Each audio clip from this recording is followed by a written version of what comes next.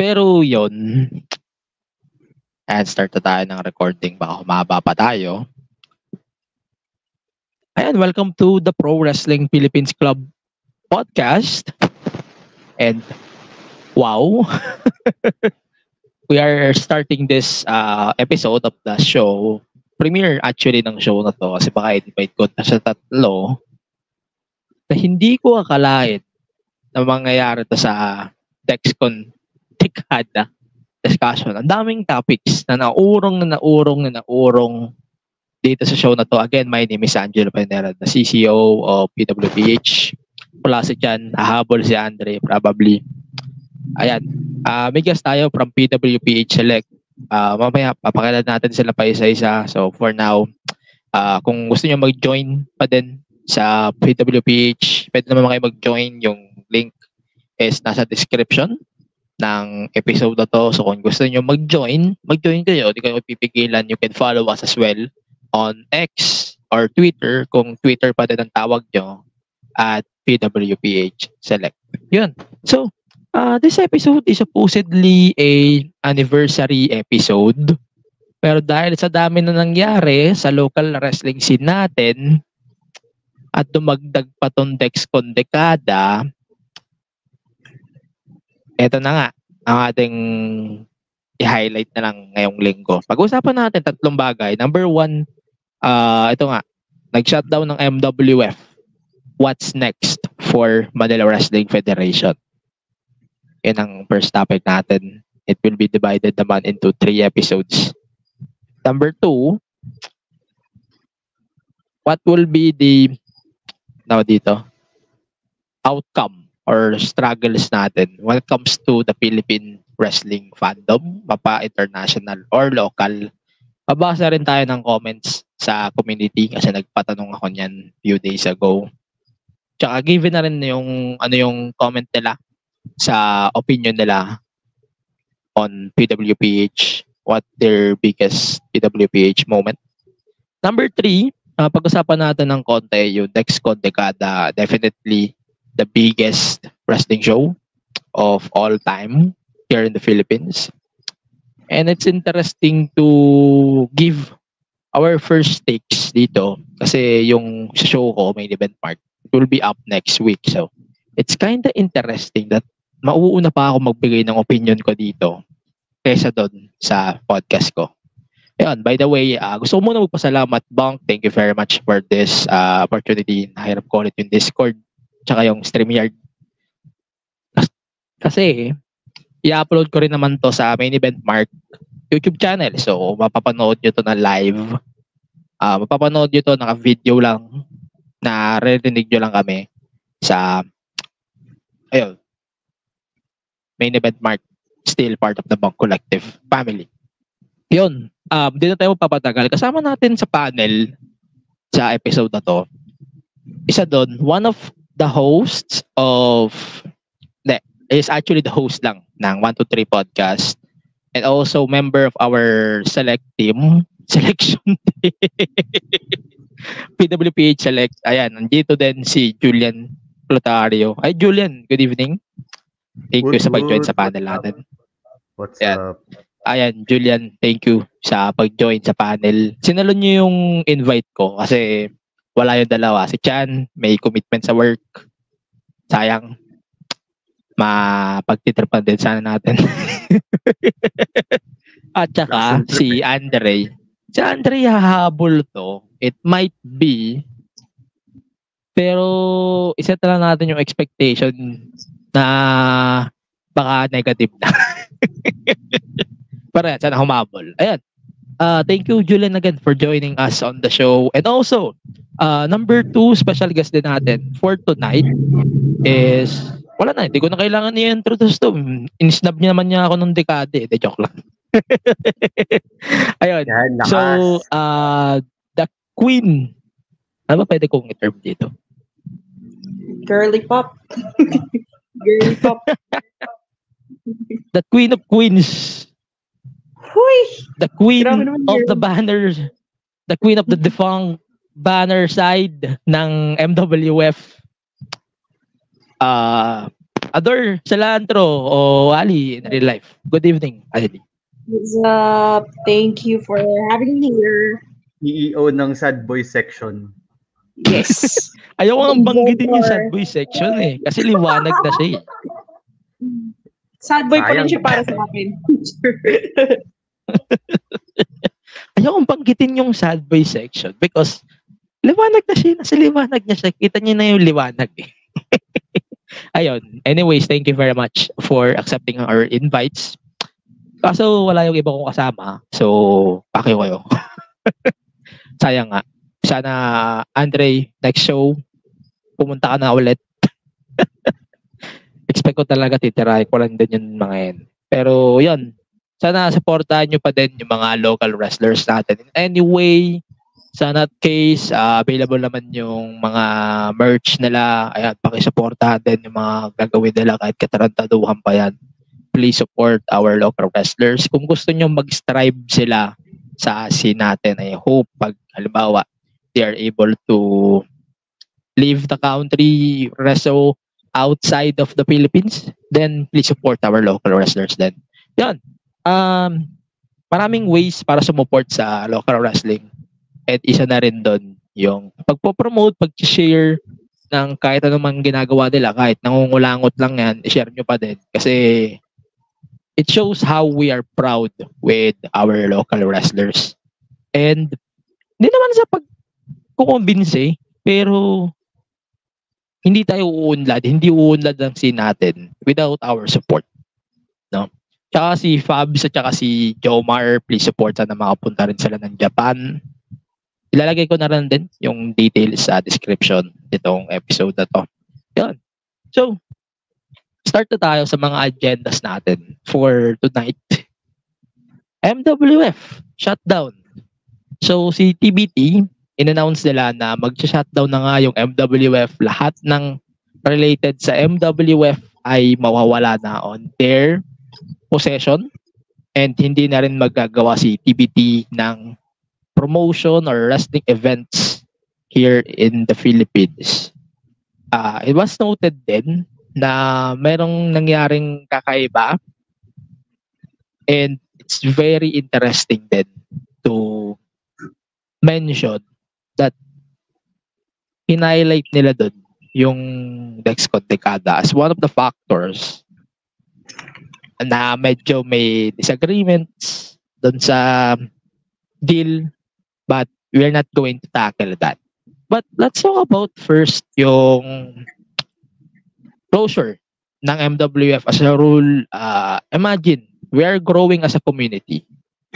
MWF is growing as a community. Extend na natin, FPW is growing then as a wrestling scene. Woo! Then, nag-extend din sila. Yung ibang mga promotion dyan, lalo yung mga roleplay, wag yun ang isipin yun. Kasi wala naman silang bilang. Charot. Lalo yung mga nagpo-promote sa ibang group. Yung mga nagpo-promote sa mga ibang group na kala mo naman mga promotion talaga. Buti na lang nalampasan na namin yung arc na yan. Then, joke lang. Pero yun. Any thoughts on MWF shutdown? Mamaya na ako magpa-follow up pag umiko tayo. Kahit sino na muna. Ikaw na muna maula, Ali. Okay. Ano ba? Sobrang shocking siya. Like what you said nga na umuusbong na ang MWF. Unti-unti nang nakikilala sa Pilipinas ang MWF and then all of the sudden biglang shutdown. When I read yung post nila about it, sobrang speechless na may halong bigat sa dibdib na since bago pa lang ako bilang kapafed, then ganun na agad yung eksena, parang ang lungkot na so paano ba? Like, I spend money, my feelings sa MWF, then all of a sudden, poof, wala na. Parang nakakalungkot and maiisip mo talaga na, excuse me, iisipin mo talaga agad, okay, what's next? Anong mangyayari sa mga nandun sa roster. May nababasa ako mag-merge daw ang MWF sa ibang promotion, which is parang no, wag na, parang no.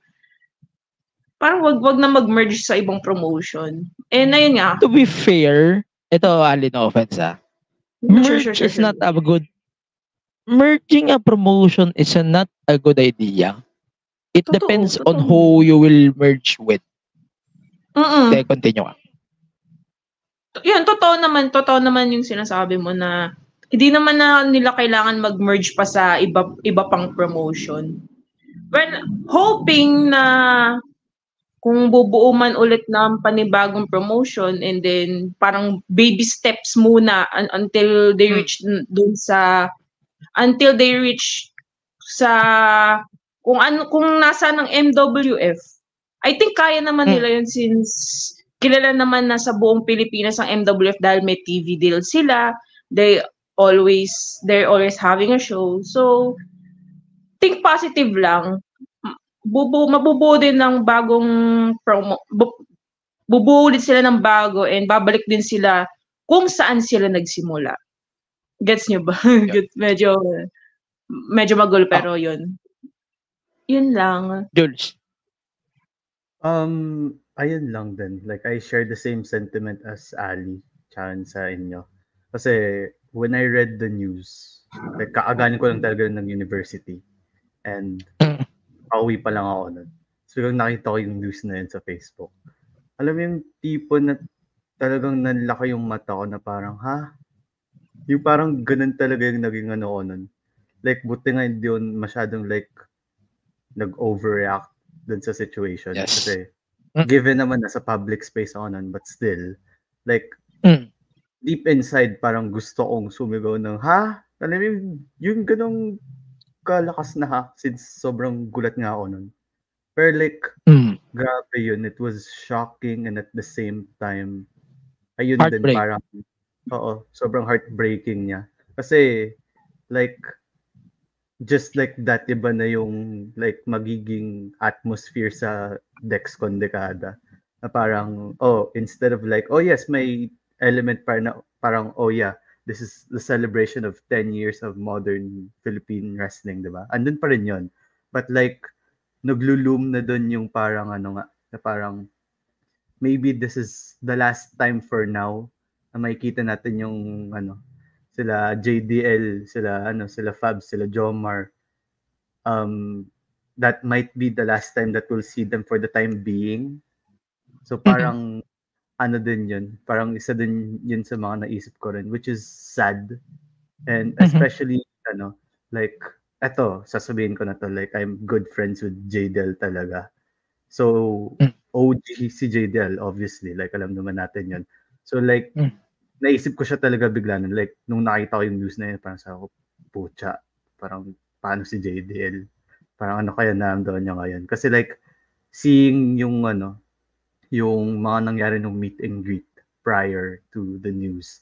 Parang sobrang parang high spirits pa sila nun. Sila Jomar, sila Fabs. Actually, lahat sila. Kita ko nun, good spirits sila.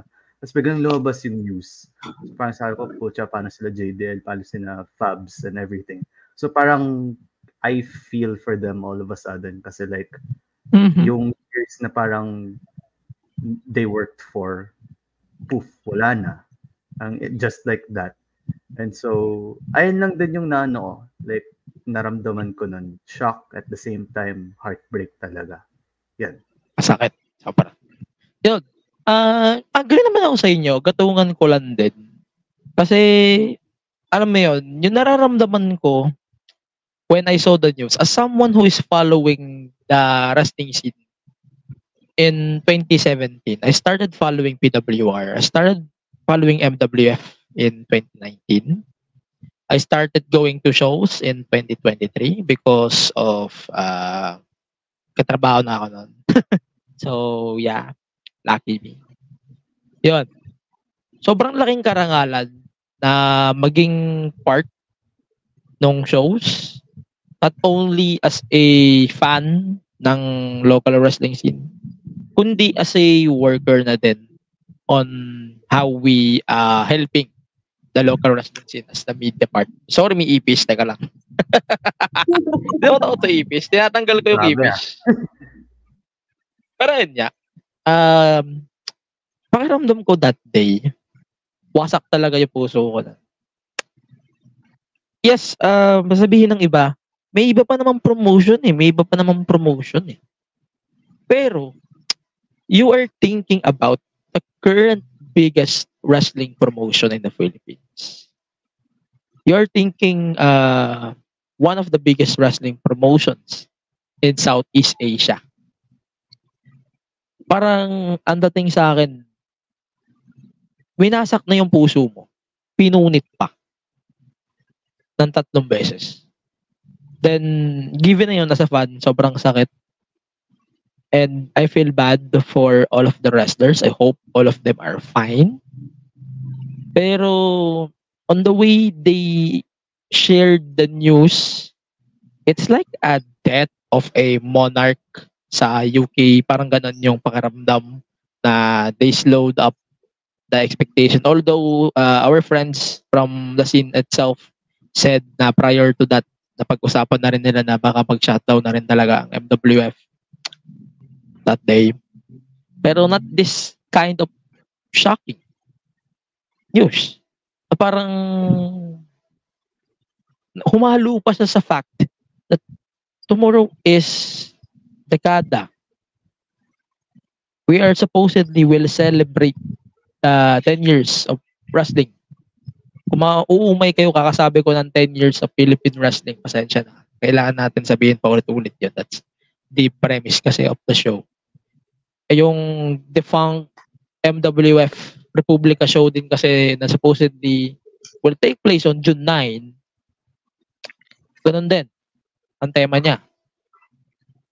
So medyo it sounds very somber. It sounds very heartbreaking. Tsaka yung something na yung excitement ko papuntang Dexcon, it flashed away immediately nung minade nila yung announcements about MWF closing down. And yung mga fans dyan, sana naman maging sensitive kayo sa mga pinagko-comment nyo eh. No? Bago lang tayo magpatuloy. Lalo na yung mga light ng light sa padikas ni Jake de Leon. Kasi masyado kayong mga insensitive, mga putang ina nyo. Kung wala kayong masasabing hindi maganda, siguro manahimik na lang siguro kayo, no? Oo, hindi naman mayaman ang wrestling scene natin. Hindi rin naman tayo mayaman lahat. Pero it doesn't mean that we have the WWE budget to start this promotion. Oo, passion natin ang wrestling. But we don't have this WWE budget that you guys always wanted to have on every wrestling promotion that we are having in. Yung iba, di rin naman mayaman na promotion. Tapos insist kayo ng insist na palitan nyo yung MWF belt, palitan nyo yung MWF belt. Shut up. You guys, magbayad kayo kung gusto nyo makatulong. Magbayad kayo. Ayun, mamaya ko nang ibubuhos yung pasensya ko sa mga putang ng mga walang masabi, mga WWE fans. Akala mo, bago pa maubos pasensya ko. Go. Ito, i-follow up ko na din. Kasi, alam mo yung masakit about this announcement niya ng MWF. It's announced hours before dekada, hours before WWE King and Queen. Ano yung naramdaman nyo? May effect, na-affect ba siya sa show? Naka-affect ba siya sa excitement nyo going the show or watching the show? Ano yung pakiramdam? Mabilis lang.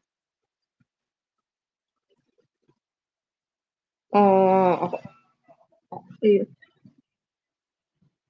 Yun din na sorry. Yun din naka-affect siya sa ano. 'Di ba para the next day, Dexcon dekada din may ganung announcement. Parang yun yung mabigat sa dibdib and then parang yung hype hype na naramdaman ko sa Dexcon Dekada, parang nahigop siya after that announcement. Parang naisip ko, ano na mangyayari? Wala nang MWF, tas Dexcon Dekada pa bukas. Actually, nung day ng Dexcon Dekada, mabigat pa din dibdib ko eh. Nasa isip ko pa din yung announcement ng MWF eh.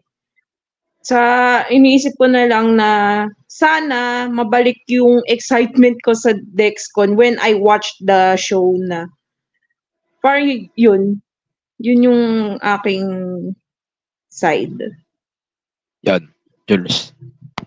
Ako naman, I mean, sadly hindi ako nakapanood ng Dexcon Dekada live. So, but still, like, even like yung anticipation ko for the show, medyo nawala nga rin. Or like, di naman nawala totally, but like parang naiba lang siya ng like mood, I guess. It's, ayun nga, with the news of MWF closing down and all that. So, parang, ayun nga, parang, naisip ko rin na parang, during the last few weeks, nung biglang lumabas yung announcement na, JDL will face Zack Sabre Jr., ganun. Alam mo yung parang sobrang excited tayo na parang, putang ina, ZSJDL, fucking hell, yeah, let's go, ganun. Yung parang sobrang hype pa tayo na and all that. Tapos biglang hours, a day before the show, lalapagan ka ng, MWF is shutting down. Parang, ayun nga, parang nahigop nga rin yung like hype ko nun. And so like, kahit pa hindi ako nakapunta sa show live sa Dexcon Dekada ng live, like, andun pa rin yung anticipation, but like, ayun nga, like I said earlier, nag-loom na yung parang, yun nga, this might be like the last time for now na makikita natin sila sila JDL, sila Fab, sila Jomar until they start, I hope they start a new promotion and all that. So, ayun, like yun lang din yung naramdaman ko and all that. Ayun, nawala yung line ko, nalobat kasi yung beat ko. Pero yan, habang nagdi-discuss tayo dito, dagdagan na rin natin para lang sa kaalaman ng mga kapafeds natin at saka sa mga viewers na rin natin dito sa live natin sa podcast. Marami pa sanang mangyayaring MWF shows during this time. Pero wala, hinigop din lahat, halos. Yung lahat ng ina-announce, lahat ng i-announce pa lang, wala, nahigop lahat yun. Kaya parang ang dating sa akin sobrang sakit, at the same time sobrang disappointed din ako sa mga ganong pangyayari. And I hope lang talaga na makabalik tayo sa natin. Makabawi tayo, and kahit sabihin yung marami pang promotion dyan, hindi. MWF is still MWF no matter what. They are already established themselves as the standard bearer of Philippine wrestling. Ang hirap ng higitad nun. Kaya parang insult sa akin, parang konti, na okay lang na nawawala ang MWF, FPW naman. No offense sa mga fans ng FPW naman.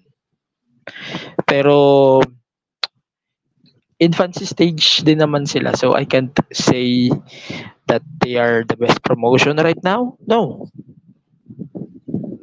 Pero if you know what I mean, it's more on how you will adapt rather than the way you will think.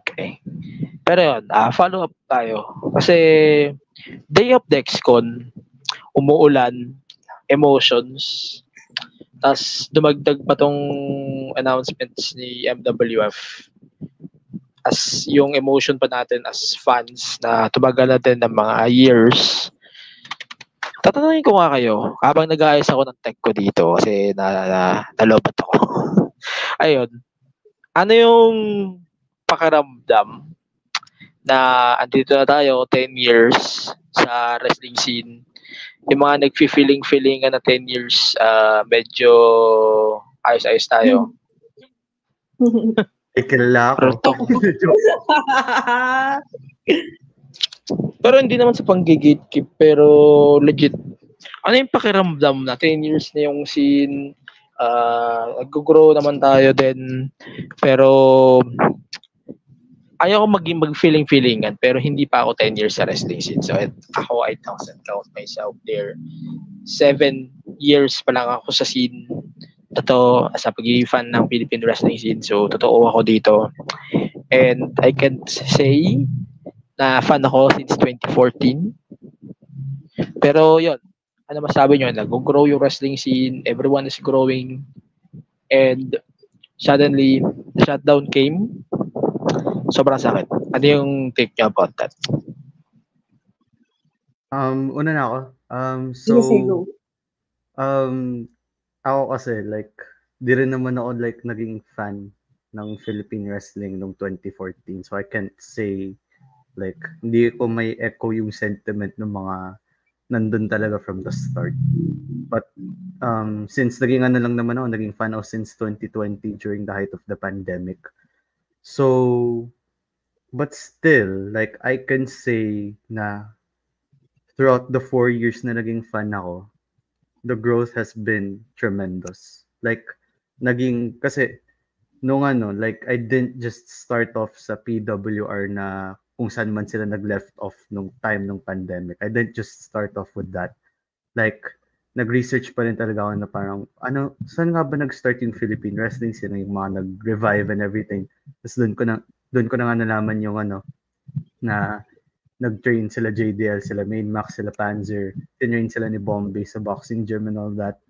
So parang like upon learning that from boxing gyms to Power Max Center Spotlight to now yung current age natin ngayon, yung current era, Bahay ng Alumni, UPFI, tapos Brawl Pit, diba? Like from a boxing gym tas biglang nakaka-sold out na yung MWF ng shows, nakakadala na sila dito ng mga huge names like si ZSJ, si Desiderata nung Homecoming, si TJP, si Billy Swade.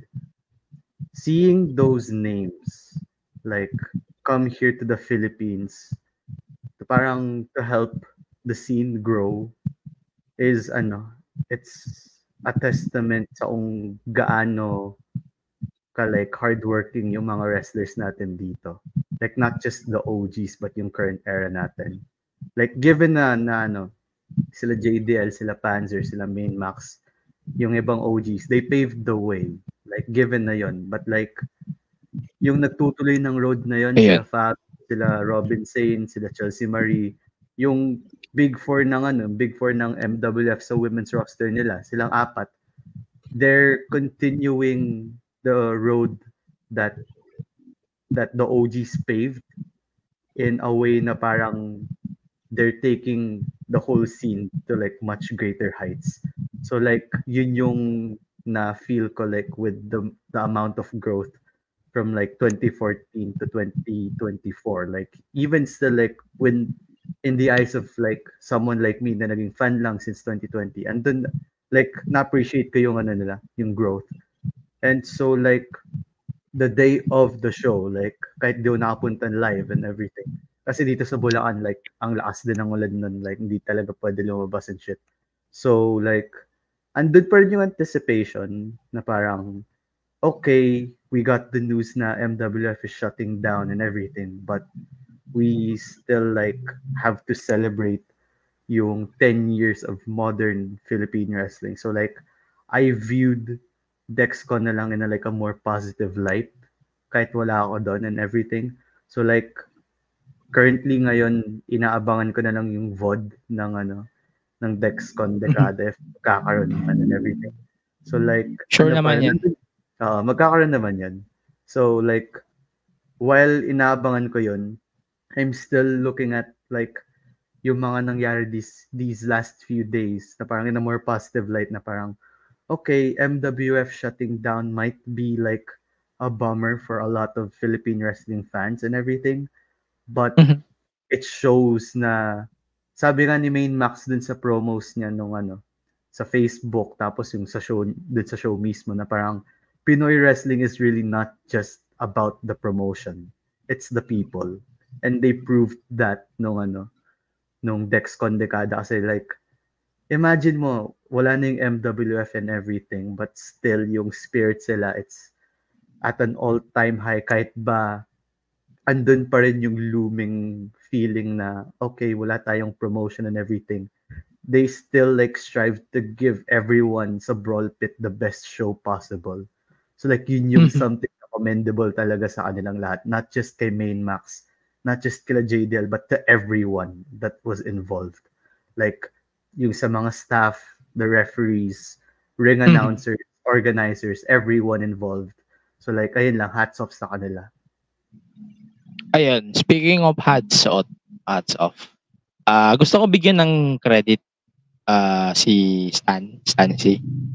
He did a really good job on announcing doon sa dekada. For me, sa lahat ng mga ring announcers na kilala ko locally, walang bias, hindi dahil kaibigan ko si Stan, hindi dahil kaibigan ng podcast si Stan, hindi dahil kaibigan ng community si Stan. He might be the best ring announcer that we can have here in the Philippines, aside from Sig Medyo. Yun, sa akin lang naman yun. Okay.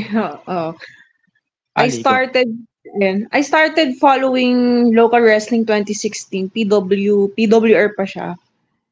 And that time din, hindi ko pa afford manood ng live. It's just more on, naabangan ko yung mga clips nila sa Facebook. I just started watching local wrestling live back in July 2023. FPW Astig Season 2. Season 2 premiere.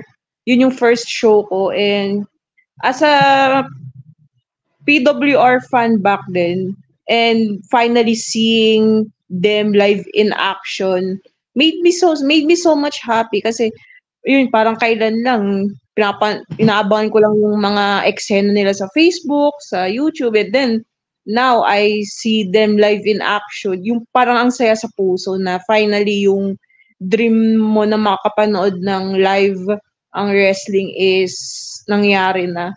And then nung nag-off season ng FPW, lumipat ako sa MWF. October 1, that was my first time na umattend sa MWF, which is Tuloy Ang Laban.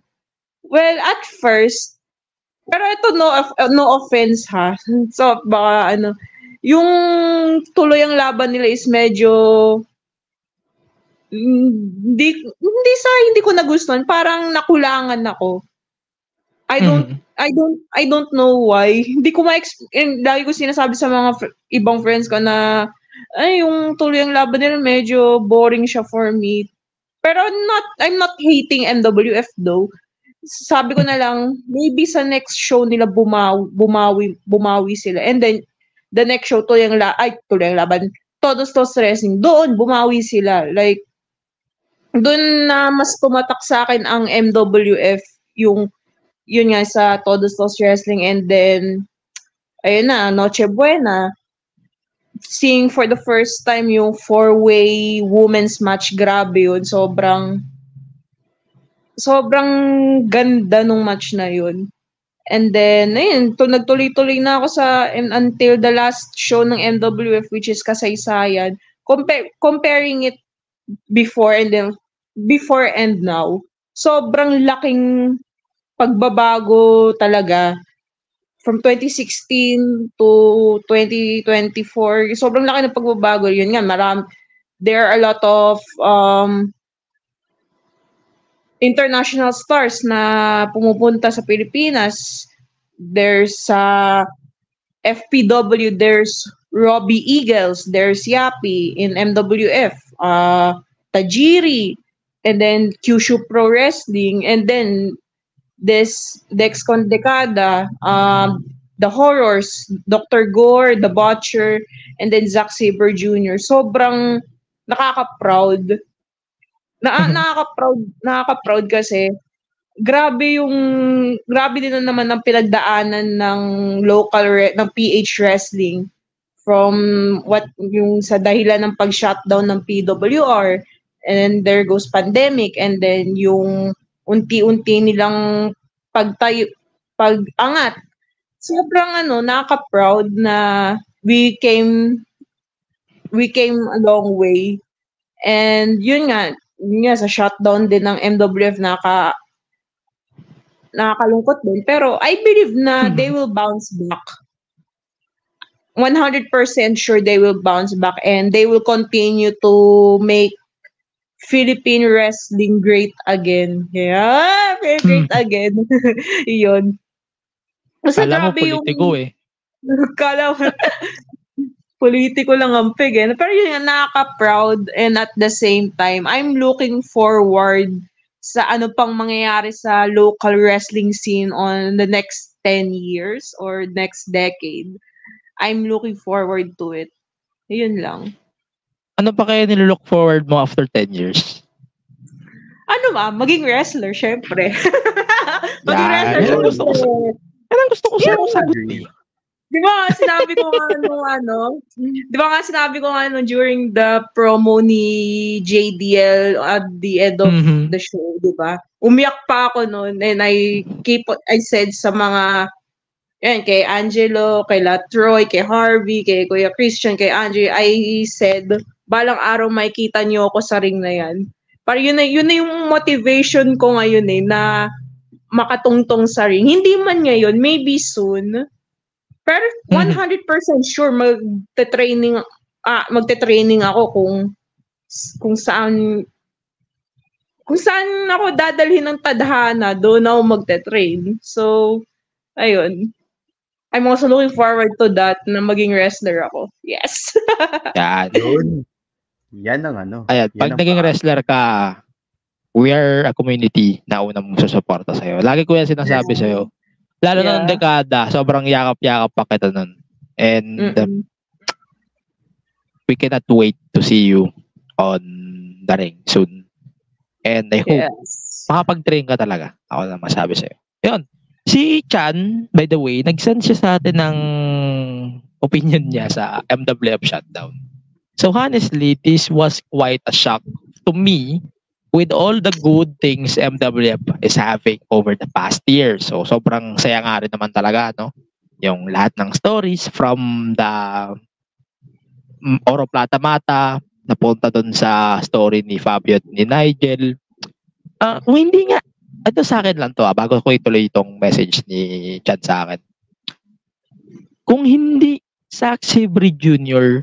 versus JDL, yung match of the year ko, pwede kong ilagay as match of the year yung SJM versus Ken Cypher or Fabio versus NSJ, both from Republica. Both of those matches are fucking slap made matches that I think everyone should watch, everyone should deal with. Sobrang ganda. Yun. Continue natin. Storylines that had me interested at DB deal that aimed to reach the wider audience, and the overall atmosphere of the promotion has got a lot of buzz among our local and international fans of pro wrestling. Despite all of the traction it has and it will gain, while we grieve or have grieved over the end of MWF, I am optimistically that its roster will remain intact once a new promotion, sponsors, backers, management can take over. There is so much potential in this roster. A right mix of seasonal veterans like Fabio, JDL, Max, Robin Zane, upcomers like Joya, Joey Rosas, Chelsea, Serafin, CJ. Hindi ako pa rin talagang tawagin liwanag. Hindi joke lang. CJ, Serafin. Sad boy section malakas. Sad boy section lang. And more will surely worth watching both on live and on television. Dagdagan ko lang din yung take ni Chan bago tayo magpatuloy. I swear, we have to adapt talaga. Mahirap na yung live lang, mahirap din yung TV lang. We need the support din ng local wrestlers natin. Kaya lagi-lagi namin pinapaalala at yung sinabi rin ni Stan before the main event that if there's a way that you can support our local wrestlers, please support them. We are begging you guys, please support our local wrestlers. Magbuka man ng tong charity show, wala na akong pakialam. Basta, we are continuing our support with our local wrestlers. Then, as a whole. Yun. TexCon, dekada. Hindi ko na re-reviewin yung buong matches sa card na to. Medyo haba kasi tayo. Hindi na natin na-reviewin ng lahat. Pero, bigyan nyo nga yung overall thought nyo. Specifically si Ali, kasi siya yung nandun. Si Chan kasi may thoughts din siya dun. So, after ni Chan, ni Ali nga, tas yung kay Chan, I'll give my thoughts on that. Tsaka yung magiging impact din ito going forward din. Tsaka yun, start muna tayo kay Ali since siya yung nandun. Well, yun nga, munti ka na ako actually hindi matuloy ng Dexcon dekada kasi sobrang lakas ng ulan dito sa Taytay. Pero sinabi ko sa sarili ko na hindi, ayoko masayang tong moment na to na nandun si Zack Sabre Jr. I need to watch this live. And ayun nga, like I said earlier nga, di ba, prior the show, yung announcement, nalungkot ako. And then when I came sa Brawl Pit Bulusan, bumalik yung excitement ko sa show, which is the Dexcon dekada. Hindi! Hindi yun. Kaya pala. Hindi. Pero yun nga. To be specific lang guys, before we continue, andun kasi si Zack Sabre Jr. Nakakalabas siya doon sa venue. So, yes. Nakita niya Ali, na-excite siya bigla. Siya yun. Yes. Siya talaga yun. Zack Sabre, hello, Zack Sabre Jr., di ka may excite? Pero yun. Afam na tong si Ali. Afam dyan, hunter ng afam no? Man sa nanay, afam slayer, joke. Ayun. I really, overall the show is chef's kiss. Like, sobrang ganda. From the first match up to main event, walang tapon. Sobrang ganda ng dineliver ng mga wrestlers during that show. And can I go in a specifics? Just one lang. Kasi ito'y tumatak sa akin eh. Go. Yung, okay lang, okay. So, Chelsea, kay Chelsea Marie. Ito nga. Chef's kiss, yun. Chef's kiss, sobrang, grabe yung evolve ni Chelsea from MWF, and then this Dexcon dekada, she's becoming more badass. She's becoming more fierce, which is I really love about it. And then, ayun, sa match din ng TZK and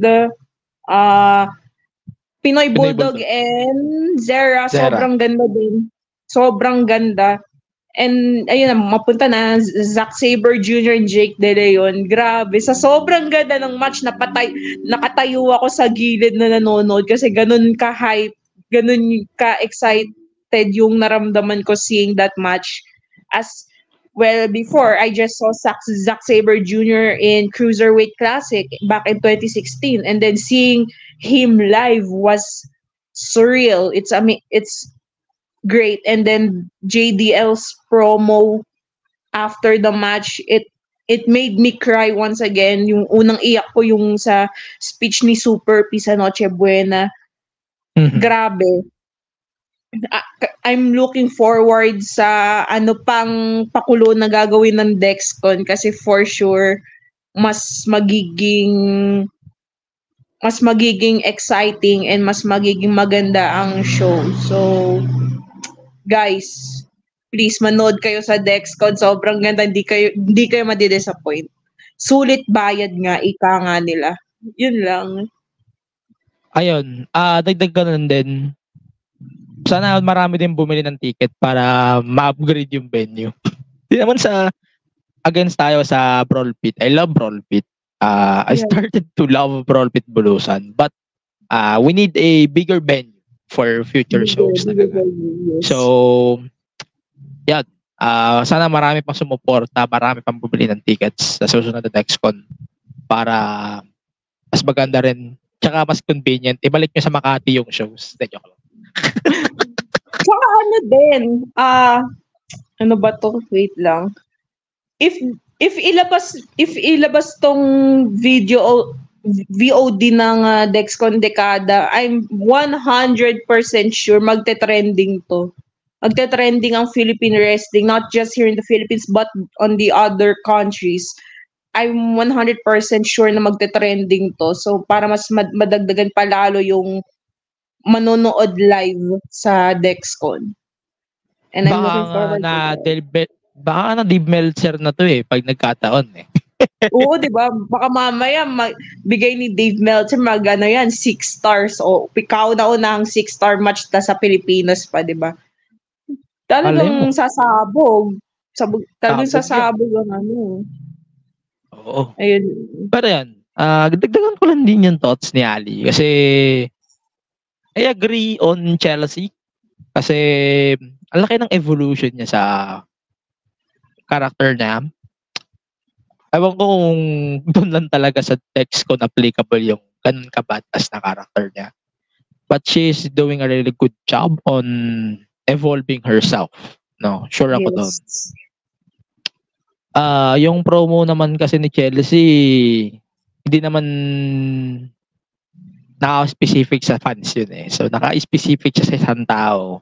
So, hindi ko ramdam kung para kanino yung promo na yon. Kung nararamdaman nyo, kung gusto nyo itanong yung nararamdaman ko, wag ako ang tanongin nyo. Hindi ako si Linus. So, ang tanongin nyo na lang, yung kaibigan natin na si Linus. So, mas ma-feel niya yung opinion niya about the promo. So, guys, baka magtanong sa akin, anong pakiramdam mo sa promo ni Chelsea? Hindi po ako si Linus. Masyado po akong maliit para kumparahin kay Linus. Tanungin niyo si Linus. Grabe yung height difference. Yun yung ano Oo, at least honest ako dito. Baka mamaya mag-compare sa akin kay Linus. May nagko-compare nga sa akin minsan sa iba pang OG. Masyadong maliit para ikumpara sa mga OG. Pero, going back, tag matches, parehas, both of them slapped. But, I have to give the props, specifically, TZK, tsaka kay Zera, tsaka kay Pinoy Bulldog. Pucha, what a match. Imagine that. Imagine nyo na lang yung mangyayari sa July coming dun sa show nila. I-announce naman nila yun soon. I can share it this one as well. Kasi malapit na rin naman yung show na yun. And yun nga, I really love how they presented the show. It might be different sa amin live. Pero for sure, ang ganda ng presentation yan pagdating na VOD. Kasi para siyang alam mo yung disco, parang disco na nakafocus lang sa gitna yung lights and then everyone is watching behind it. Kaya magbumukhang walang tao. Pero in reality, may tao talaga yan. Tapos ang lakas pa ng ulan. Like, holy hell. In the fact na halos alas 11 na ako nakalis ng Brawl Pit dahil doon. Ayun. So, parang laki talaga ng factor doon. Pero, balik ako. Main Max versus David de la Vena. Wow. Yes. What a match. Pero bibigyan ko na lang siya ng mas mahabang interpretation pagdating ng episode ko sa main event, Mark, since I am one of the official media partners of DexCon Dekada. So, mas pagtutuunan ko yun ng pansin sa ating official review doon by next week. Since next week already na-drop yung episode. So, please tune in for that. And lastly, yung JDL versus Saxy Bray Jr., this is something that I will never forget. I swear to God, ipako nyo pa ako sa krus. Ito, no offense fans ng PWR, huwag kayong ma-offend sa akin. But Dex Condicada is easily better than PWR Homecoming. Even with the main event. Jack De Leon versus TJP. That easily beats the living hell of PWR Homecoming. May mag-disagree man kasi ang dami kasing nangyaring maganda sa PWR Homecoming, like the Panzer win, yung TJP win sa match itself. Then kung gaano rin na-present yung show na yon. But Dexcon Decada hits different. Ang daming nangyari. It's more on it's more on expecting more on a new era of our Philippine wrestling, and all of our wrestlers assuring that no one will leave Philippine wrestling and everything will turn as it is. And no matter what happens, we will never let it go. If you love someone, if you love this sport, you will never let it go. Yun talaga nangyari. At yun din yung interpretation ko about Dex Condicada. Yun. So, si Chan, thoughts na dito, the news of MWF obviously drastically changed the overall atmosphere and the mood of everyone on the show. And the match cards already set for the show. I appreciate the wrestlers that were booked for those matches instead focused on the celebration of the decade of modern Philippine wrestling. While there's uncertainty looming ahead, I applaud the wrestlers in giving all of their best sa lahat ng matches. Pero sabi niya, Chan dito din, ang nag-stood out sa kanya for these matches sa match na to, and he felt like the passion and the love that these wrestlers make us feel about the sport. Nilagay niya tong list na to. So, list niya po ito. So, hindi ko po to list. Hindi po to list ng PWPH. So, it's Main Max, Fabio, Jomar, and JDL. These four superstars made us feel that the Philippine wrestling is worth fighting for. That no matter the name of the promotion, no matter the 3 letters that we are bearing with, it's always all about the people. It's always all about the fans, the wrestlers, the staff, the coaches, the sponsors, the organizers, everyone who helped Philippine wrestling to where it is today. That's a promotion being shut down is not the end of everything. In fact, it will be a new beginning. What I look forward to is at least some of the core storylines from MWF will continue to the new promotion, Main Max Champ, and to top it off, Jack De Leon versus Zack Sabre Jr., perhaps the greatest match in Pinoy wrestling history. Everyone will agree about that. So, yung comparison ko sa PWPH Select about the match, I gave it comparison between Sheamus and Gunter, and he said the same. And that's like banger after banger after banger after banger that was. The fact that JDL withstood 30 minutes against the best technical wrestler in the world, sorry Bryan Danielson, again kanya to speaks volume how great he is inside the ring, backed by years of experience. Ito, hindi na to, last ko na to sabihin trust us. Pag nilabas ang VOD ng show na to, pakiusap, pakinood po agad. Putang ina. Panoorin nyo to agad. Mapalibre o hindi.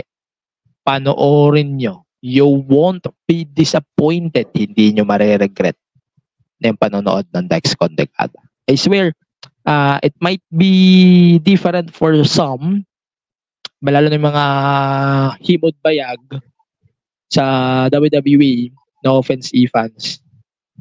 Pero I swear guys, you need to watch this match. You need to watch this. If you want to be introduced on Philippine wrestling, this might be the match that you should watch for. Tapos na. Mamaya natin pag-usapan yung struggles natin about Philippine wrestling. Let's talk about what happened pa sa Dexcon. Nangyari yung meet and greet, of course. Sobrang saya ng fans. Nagkaroon din ng press con. Then, na-assure tayo na hindi mamamatay ang Pinoy wrestling. So, medyo assured tayo doon. Wrestling will continue. Wrestling will continue from its core. Everything will be the same. Wait, medyo na emotional ako konti. Excuse me. And everything flipped with this announcement ng MWF. Eto, before we move on to a new topic, magbigay kayo guys ng 3 bagay that we should expect within the next 10 years of Philippine wrestling. Kahit anong promotion, MWF, FPW, sa WU, or kahit Dexcon, kahit we don't really refer Dexcon as a promotion. Kahit 5, gawin yung 5. Okay. I think Kahit sino naman. I think tawag doon, I'm just gonna think of this like on the fly. Siguro like number 1 will be like a proper women's championship sa sa Philippine wrestling. Like any promotion man yan. Kung yung bagong promotion man, if ever magkaroon man, which I'm hopeful na magkakaroon, or FPW or World Underground, kahit saan man yan, basta a proper women's championship is what I am looking forward to in the next 10 years. Kasi from what we saw from last year, from late last year to early this year, women's wrestling is thriving. Lalo na dito sa scene natin dito. Like, ang dami nating trailblazers dito. Kahit 4 lang sila, they're paving the way for other women for Philippine wrestling. Diba? Sila Chelsea Marie. Like, she already made history like as the first transgender wrestler in Asia. Tapos si Super P, like sobrang passionate niya when it comes to her craft, her promos, her wrestling and everything. Like especially knowing her story. Tapos yung mga newcomers, sila Patricia Ligaya, sila Joya, all 4 of them are thriving on their own. And so like when like I know for sure na lalago pa yung women's roster natin when the time comes. Malay mo si Ali kasama na doon. Yes. I can definitely say na number 1, we can have a proper women's championship sa Philippine wrestling. Number 2, I think more mainstream attention for like all promotions. Kasi like with MWF, MWF, like mas na-feature na sila sa mga mainstream shows, TV5, yung na-feature sila ni Tito Mikey and everything. Tapos yung kay Mark Logan, tapos yung kila yung sa FPW na features na ni Jack Batallones in like one of his reports and everything. Like, and also one of the members of PWPH, by the way. Yun. Shoutout kay Sir Jack Batallones and everything. So ayun, like with the mainstream attention that MWF and FPW got over the last year or so, I feel like they're stepping on the right direction when it comes to like the mainstream media. Like, yun nga, Rock of Manila, tapos yung mga mainstream guestings and everything. Like, I am convinced na lalago talaga tong like Philippine wrestling scene into like the mainstream media. I think I'll end it at number 3 kasi wala na akong maisip na iba. But like, I think number 3, though nakikita naman na natin to with MWF and everything, I think is yung higher locker room morale. Kasi like, from what we saw from last Sunday's Dexcon, like kita mo talaga yung bond nilang lahat. Like, yung sinabi nga ni Main Max, it's not the promotion that makes Philippine wrestling or makes Pinoy wrestling, it's the people. So like, it was evident throughout yung promos ni Main Max, promos nila Fabio tsaka ni Jomar, promo ni JDL after his match with Zack Sabre Jr. is like, he brought out everyone, like pinapasok niya sa ring and everything and acknowledged all of them and everything. And so like, seeing like yung bond nila and everything, I have I have like this great feeling na parang mas lalo lang tataas yung locker room morale nila in the coming years, in the next 10 years and everything. So, like, ayun lang yung ayun lang yung naisip ko and everything. Isa, excited na uminom ng Red Door sa gilid. Kaya, ayun. Ayun. Nung live, gumilid talaga siya. Gumilid talaga siya. Given na yung moment, pero yung pag-inom niya talaga, he is really excited to drink beer on that night. So, sobrang saya pa din talaga. Yun, Ali. Same lang kay Julian, actually, yung naisip ko. Yun, the number one women's championship. Or should I say, Pinoy wrestling needs more female wrestlers. Kasi, yun nga, like sa MWF, 4 lang yung babae sa roster nila. Sa active members of the roster. Sa FPW, I believe, isa na lang yung babae nila sa roster kasi yung isa lumipat na sa America. We need more female wrestlers. I believe MWF is offering a training for women's wrestler na libre. So, get that opportunity, libreng training na yun for the ladies, you know. I'm looking forward din nga na mag-grow ang women's division dito sa Pilipinas. Ano pa ba? Siguro, I expecting more foreign. Mga foreign wrestlers ang bumisita dito sa Pilipinas. Well, that's possible naman since pupunta naman na dito is mga bigating wrestlers from the other country. I believe in the next decades, mas madami pang foreign wrestlers ang pumunta dito sa Pilipinas to compete. And number 3 siguro, mas maging safe place ang Pinoy wrestling. Kumbaga, pag pumunta ka sa isang promotion, dapat maramdaman nila na safe sila, hindi sila makaramdam ng takot or something like that. May pinanguhugutan to, pero hindi ko na i-elaborate yun. Basta, mas safe ang panonood ng mga tao sa wrestling. Shows. Kung gets niyo yung sinasabi ko, ngayon lang. Ayan. I agree on all of your points, pero I agree on the women's title. It should be first kasi everyone is overdue when it comes to women's championship. At saka ang hirap din na imagine if natuloy yung Yapi Cup noong Noche Buena this year, supposedly dapat yun ang mangyayari. Pero yun nga, the now defunct MWF will no longer continue with that. Imagine the women will join the picture ng men's side. Parang medyo gugulo siya sa akin. Kaya proper women's title, it's a proper time na din para mag-introduce tayo ng women's title. And kung limited pa yung division natin, maybe a inter-promotional ba? Would be great. Para masabi man lang na kung solid pa talaga o kung good terms pa talaga. Let's see. Yan. Isa pa, siguro yung venue, venues-wise, yes, medyo limited tayo. I know.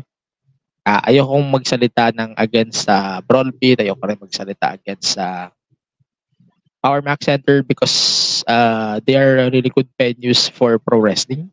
Pero aside din sa UP, pero sana magkaroon din tayo ng options pa o magkaroon ng options when it comes to venues. Kasi fans either way, baka malayo, baka hindi rin naman convenient bumiyahe. Adjustments para Dex Condecada went on a different manner. Buti nga hindi natuloy yung Republika nung Mother's Day. Ewan ko kung pero natatawa ako on the way. Ito, gusto ko i-shout out yung Wrestling podcast dito. Because they tackled this on one of their episodes. And I agree too na sobrang terrible idea na mag-book ng isang pay-per-view o kahit anumang show yan. Sasabayan mo Mother's Day. It's a terrible, terrible idea. Imagine, natuloy yung Republika on its original date. Putang ina. Sabog-sabog tayo nito. Ako na nagsasabi. Pero yun, shoutout sa Wrestling Podcast. Thank you for bringing that to this picture. So, ayun, parang naisip ko rin siya on the day. And I'm glad that it was postponed somehow. Yan. And yung palang postponement na yun, putang ina, yun na pala yung masamang mangyayari. Medyo masakit siya sa akin somehow. Yan. That's number 2. So, kailangan natin medyo more limited or more wrestling venues option. Number 3, tama na yung pag-stereotype sa mga wrestling promotions. Nakikiusap ako. I am begging all of you guys, tama-tama na. 2024 na. Tigil-tigilan nyo na yung pagko-compare ng WWE wrestlers, AEW wrestlers, o kahit anumang product that we have besides MWF or FPW sa mga promotions na yan.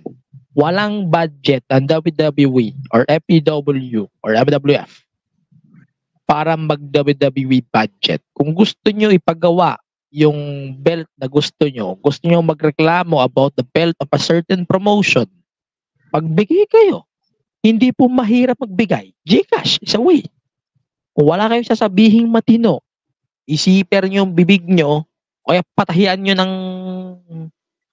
sinulid na hindi na matatanggal, o isulid nyo yung bibig nyo para matahimik kayo for good. So, that's a one thing. Tsaka yung mga fans, siguro kailangan na rin natin talaga i-normalize ang wrestling sa Pilipinas. Because it's 2024, hindi na po dapat natin gawing mindset na fake yung wrestling. Hindi na dapat gawing mindset na mas okay yung MMA kaysa sa wrestling. Lalo na magkasama na ang UFC at saka WWE sa isang company, which is TKO. And madalas na rin yung mga crossovers throughout the promotion. Yes, minimension natin yung FPW na I think kailangan din nila mag-step up them. Tsaka lalo na itong magkakaroon tayo ng bagong promotion. Pero it doesn't mean konsentidor tayo, lalo na sa PWPH, na mga maling nangyari na past. Mapa MWF man yan o FPW or kahit anumang promotion yan. Hindi tayo konsentidor ng mga katarantaduhan. Lalo na ng mga kaman, you know what's next. And last thing, like what I mentioned regarding on the, ano ba tawag dito? Alimutan ko tuloy. Alimutan ko tuloy sasabihin ko. When it comes to the stereotyping, tumigil-tigil na kayo sa pag-i-stereotype. Lalo na yung mga kala mo, mga mukhang bayag na hindi mo malaman lamang kung saan mga lungga ng kagaling. Yun nga. Tigil-tigilan nyo na yung pag-i-stereotype. It's 2024. We should normalize wrestling. Tsaka yung mga casuals. Yes, maraming casuals. Pero if you don't have any opinions na makakatulong sa isang product, shut the fuck up. Madali pong manahimik. Pwede kang mag-criticize. Libre mag-criticize. If you don't know what's the story of your criticism, or hindi naman ka-criticize yung mga sinasabi mo at puro ka lang puna or puro ka lang ba't ka pa nagpapa-Gcash? Mayaman ka naman, di ba? Shut the fuck up. Yan ang masasabi ko. You should shut the fuck up. Lalo na yung mga admin dyan sa groups dyan. Magpapangalan na ba ako ng groups? Hindi na ako makapagtimpi. Pero yun, Ayoko mag-umpisa ng gera pero yung mga admin dyan sa mga community na yan, na mga nagtatago sa pangalan na global daw pero WWE lang naman yung sinasamba nyo religiously. Tingnan nyo tas nag-iiyakan pa kayo sa wall ko kasi totoo yung mga pinagsasabi ko kahit anong paraan tangina. Mag-iyakan kayo dyan na mag-iyakan, wala akong pakialam. Pero ayun, medyo segue tayo kasi na-mention ko na din yung problema nga ng Philippine wrestling or wrestling as a whole. Ayun, start natin tong discussion nga. What is the biggest struggle of our Philippine wrestling fandom? Mapa-local man yan or international? Kahit sino sa inyo mag-start yan. Ikaw muna, Julian, ba ako ano masabi ko? Ali, okay lang yan. Siguro, like, I think yung isa sa mga struggles, I think, na may isip ko is, siguro yung like, magsimula muna tayo sa sa like, parang medyo surface level na I think, surface level naman tong masasabi ko na to. I think yung yung ticketing prices and everything, which is, I think it's a good sign na parang since nagmamahal yung tickets ng mga shows, lalo dito sa Pilipinas and everything. Kunwari yung Dexcon, yung mga, yung mga ticket ranges nila, nagpo 4 digits na, which is a good sign na parang nagta-thrive yung industry natin and stuff. And I am fortunate enough naman to be on a place na parang I can afford to to buy a ticket and everything. But like to some people, medyo hindi na siya accessible to some extent.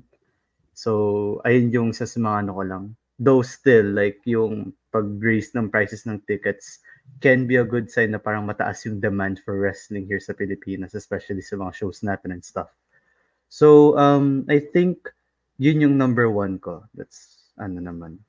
Which is like, I think, a double-edged sword nga. Number two, I think, is yung mga fans and everything. Kasi I think yung stereotypical na wrestler mindset na we come to know, like especially when we encounter someone in public, na kunwari, yung makakita ka ng isang wrestler, parang si Hulk Hogan, parang si Macho Man, parang si The Rock, Austin, Cena, blah, blah. Like, yung mindset na yun transfers to like our local product and hindi siya, like, to some people, parang it rubs them the wrong way. Like, especially like, siguro magbigay na ako ng example ng konti. Si Fabs, like si Fabio Maisig, like I feel like he's not the type of person who'll take yung comparisons to like international wrestlers na kunwari mainstream as like a compliment and everything. Kasi nga like he's trying to build his own character and stuff, his own career. Na parang, ayun nga, he's trying to be his own. Na parang ayaw niyang mag-rely sa comparison sa ibang wrestlers and stuff. And so like, ayun, that's one of the struggles din. And yung isa pang mindset din ng fans na, dapat pag wrestler ka, malaki katawan mo. Like, that's one of the most, like, egregious things na masasabi ng isang fan sa wrestler and everything. Kasi like, when you look into like yung international products, diba? WWE, AEW, and yung ibang mga iba pang mga promotion, let's say TNA and everything. Like, hindi naman lahat ng wrestlers Hulk Hogan yung figure nila. Hindi naman sila Macho Man na figure. Hindi sila warrior-esque like yung build nila. Like we see people like Kevin Owens na parang hindi naman siya sobrang muscular but he makes it up for his skills in the ring. Yung si Keith Lee, like he's a big dude but like he is athletic and stuff. Si like Big Show, Mark Henry and everything. Like they may be like big in size, like in terms of size, which is by the way not derogatory in any shape or form, but like ayun nga, like they make it up for like their skills and everything. Pero ba't pagdating dito sa local product natin, like parang, let's say nung time na medyo di pa nagbabulk nun si JDL, like lagi siyang nababody shame na all that, na parang, taba naman ng wrestler na to, blah, blah, blah.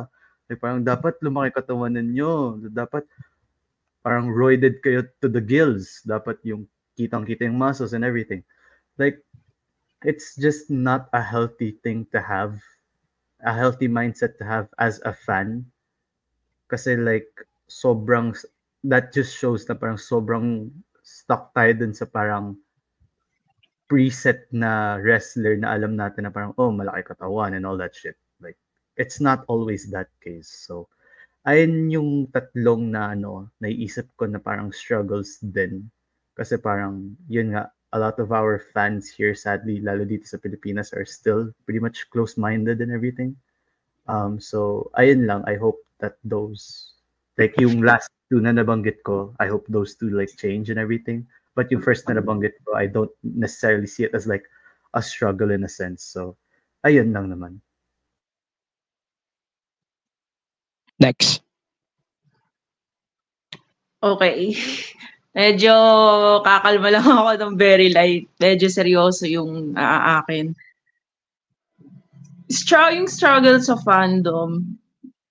Number one siguro yung mga fans na nang i-invalidate ng feelings, lalo na sa mga situation na nangyari sa scene. Example dyan yung sa sexual harassment. Do not tell the victim na, uy, matagal na yan, move on ka na. Paano kung yung sinabihan mo ng ganun is ilang taon na nahimik? Like, hindi niya masabi yung nangyari kasi natatakot nga. Madali lang sa'yo i-invalidate yung nararamdaman ng tao. Sana naman isipin mo naman yung naranasan ng tao na nanahimik for a very long time. Tapos sasabihan mo na move on ka na lang dyan. Ano yun? Porket hindi mo naranasan yung situation na yun, ganun na yung gagawin mo. And then number 2, siguro yung mga tao nagsasabi na, gusto namin mas lumaki pa ang wrestling scene, pero yung ginagawa nyo is pakapangit. Diba? Circus. Like, ginagawa, parang nagiging circus yung wrestling scene dahil sa mga pinagagawa nila. Like, come on, tatandaan nyo na, umayos naman kayo, para kayong tumatandang paurong. Ayun.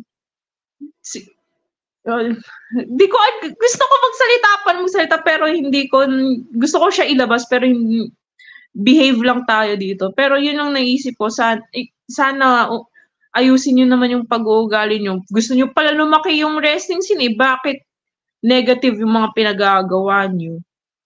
Ayun din, also yung mga body shame ng mga wrestlers, si JDL, madalas siyang i-body shame.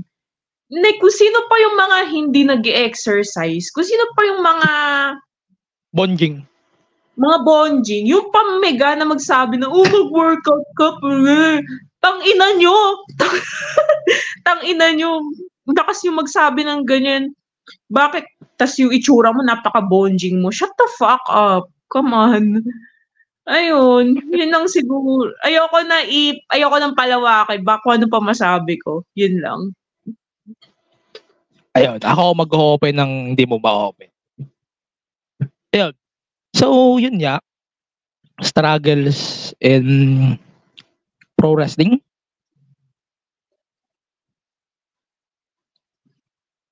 Bet lang. Yun nga. Struggles in pro wrestling, ito, bigyan ko na kayo ng ilang dahilan. Ha?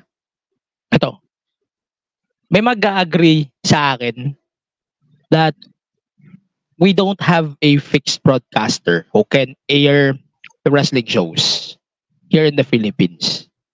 If you're being reminded of wrestling here in the Philippines, you will be always reminded of Jack TV. Yan ang wag niyong sabing hindi. Aminin niya natin na ganun talaga. Pero it is what it is. Every promotion has its difference when it comes to the growth of our wrestling scene and also kung paano tayo nag-grow as a wrestling country. Hindi kasi tayo uunlad if ang i-insist lang natin is kung saan okay na tong ganito. Siguro, ang akin, we should have a fixed broadcaster siguro for shows. For example, local, it should say, yun, Blast TV. We have Blast TV right now as the official broadcaster and it might be Netflix by next year. Sana naman para mawala na yung Disney Plus. Tangina kasing Disney Plus yan. Again, di naman tayo sponsored ni Disney Plus TV. So, we can say them out loud. And also, kung karamihan kasi ng mga fans dito nagre-rely sa illegal na paraan on how we should watch wrestling. Even ako, aminin ko na. Pero, yun nga, it might be a factor because we don't have the best broadcaster na sobrang convenient at mas maaasahan natin when it comes to our wrestling. So, sana naman magbago yung ihip ng hangin pag dumating na yung deal sa Netflix at hindi maharangan ng putang ng Disney Plus yung deal natin here in the Philippines. Yeah, so that's one. Sana magkaroon tayo ng fixed broadcasters. Number 2, sometimes, yung mga fans talaga, kailangan natin lumugar o kailangan natin ilugar yung sarili natin. Huwag mong gagawin personality sa totoong buhay mo yung wrestler na iniidolo mo o yung gusto mong idolohin. Local man yan or international. Utang na loob. I am begging you, all of you guys. Wag nyong gawing personality ang pagiging sad boy, ang pagiging Cody Rhodes fan, pagiging kahit sino man na wrestler dyan. You can take it as an emotion. Sobrang lungkot ko kasi natalo yung idol ko. Pero don't take it as a character. Don't take it as a motherfucking way para man-justify ka ng bullshit. Kasi here in PWPH, nangyari yan. And the last time it happened, we have to kick someone out of the community. And yun, luckily, she left by her own 2 feet. And, well, wala na ako ibang masabi. Pero yun nga, isa din sa mga pinakaayaw kong ugali ng isang wrestling fan, yung pagiging stereotype. Yun din talaga. Sinabi ko na kanina yung opinion ko about being certified, dito. Pagiging stereotype, certified idiots dito sa wrestling community. Pero yun nga, balik tayo sa point ko na wag yung gawing personality yung pagiging wrestling fan nyo. Okay naman maging emotional. Diba, pag natalo si Cody by WrestleMania, okay lang maging emotional. Pero wag yung gagawing personality yan sa totoong buhay nyo. Kasi, hindi ka si Cody Rhodes. Hindi ka rin si The Rock. Hindi ka rin si John Cena. Hindi ka rin kahit sino mang wrestler dyan. Para gawin mong seryoso o gawin mo mas, i-take it as it is. Hindi ka naman mangmang para maintindihan mo itong pinapoint out ko.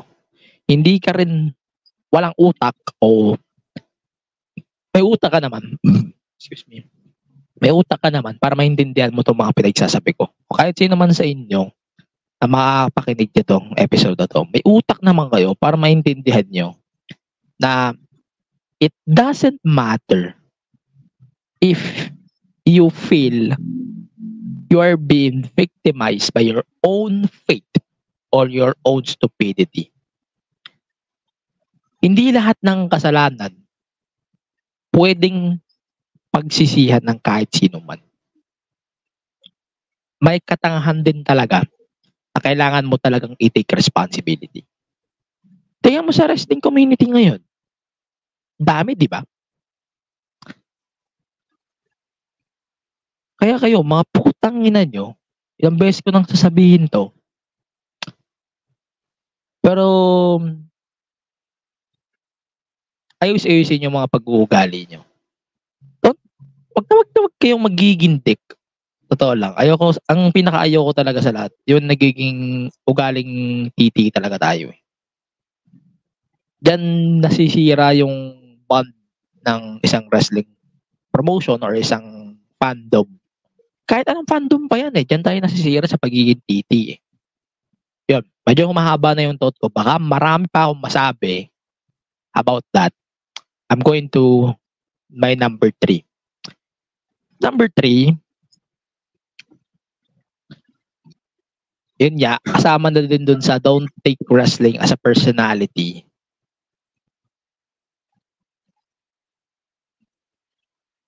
Don't, putang ina, ba't puro don't? Don't think negatively about wrestling.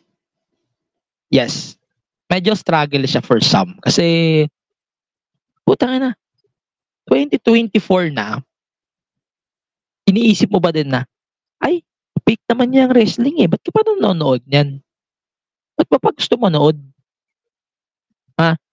Ganun, parang hindi na siya valid na argument. Like, everyone is evolving in wrestling. Everything is evolving today in pro wrestling. Kaya ang hirap laitin ng wrestling ngayon. Hirap mahalin, oo. Pero laitin, hindi. Isa pa. Last thing. Tribalism. Yan. Putang ng tribalism yan. Isang napakalaking struggle niyan. Napakalaking struggle nito. Ito for real, kahit saan namang panig ng mundo, kahit saan promotion man yan, napakadaming tribalist o yung mga sumasamba sa isang promotion, nakala mo naman, sasabihin mo ng mali ang ginagawa ng isa, makikita mo lang na mali talaga. Pag ito, sambang-samba ka naman sa isa, sabihin mo, tama na sila. Pero yun nga, napakaraming tribalist talaga. Ngayon, lalo na sa Pilipinas, nakakala mo naman, mga personaliting paliko o mga may utak,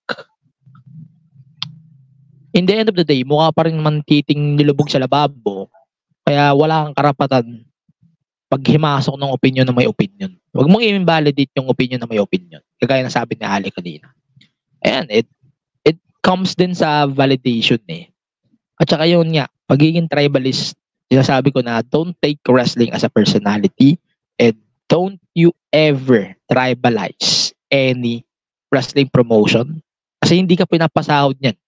Sa kakauntumuhod, magsalasal dyan, pag alam mong binabayaran ka na ng wrestling promotion na yan. Kung nagiging tanga ka lang naman ng libre, huwag mo na ituloy. Ako nagsasabi. It might be sour for some, but that's the reality that you have to take. Sometimes people needs to eat their own medicine. And because of that, ikaw yung kinakarma, nagbabackfire.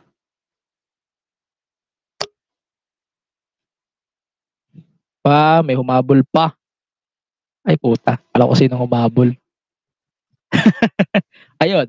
So, yun na nga, tapos na yung humaba na tayo masyado ng humaba.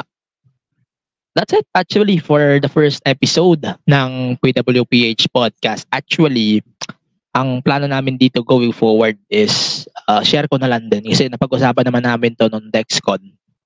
It might be seasonal kung may plano kami. Mainly kami tatlo ni Andre, ni Chan, tsaka ni Charles. Kami nag-uusap about this production eh. Kasi at the end of the day, I'm still with Bonk.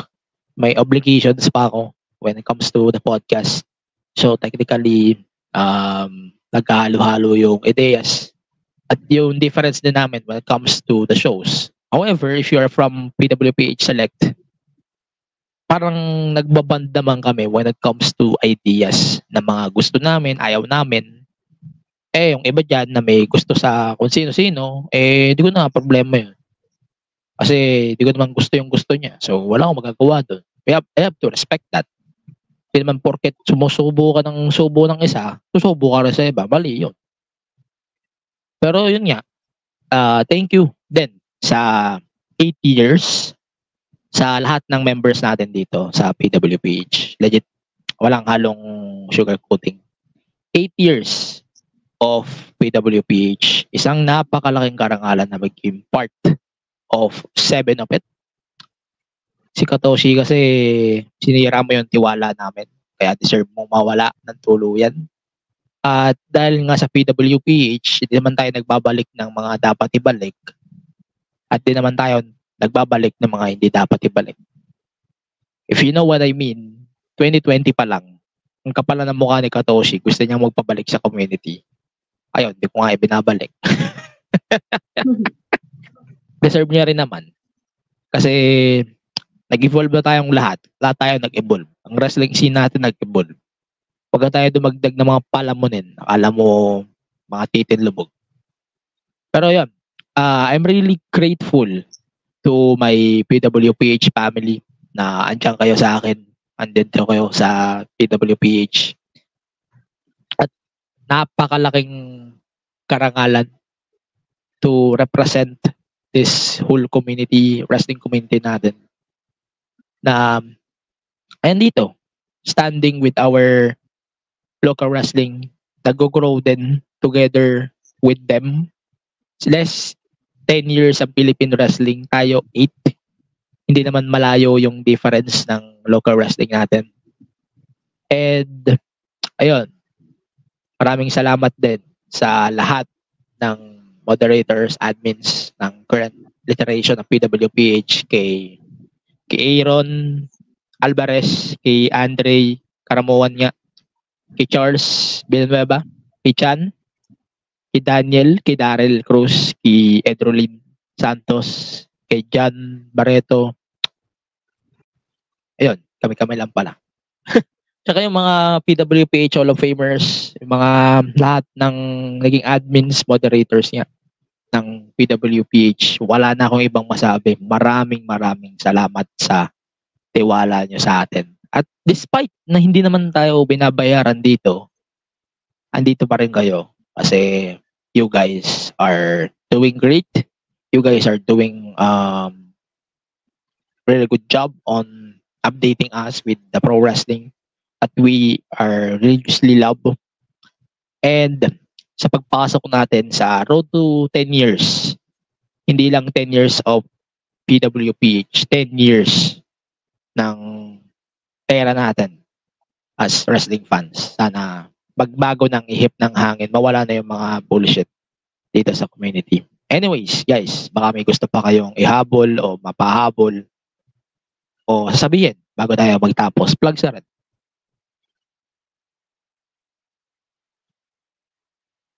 Wala naman.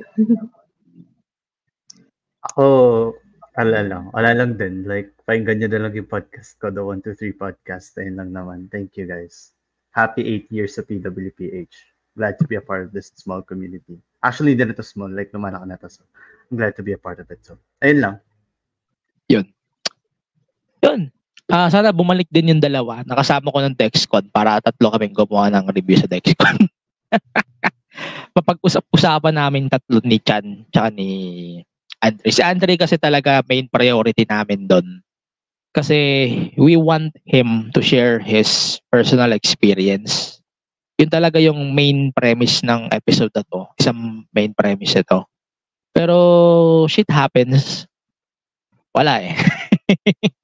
Ayun. Thank you very much again, guys, for joining us here on the podcast. Paki-follow na lang din ng podcast ko, The Main Event Mark, kung gusto nyo pang marinig yung thoughts ko about, tangin na yung kating ko, about sa Republika, thoughts ko, possibly yung opinion ko about that. Share ko doon.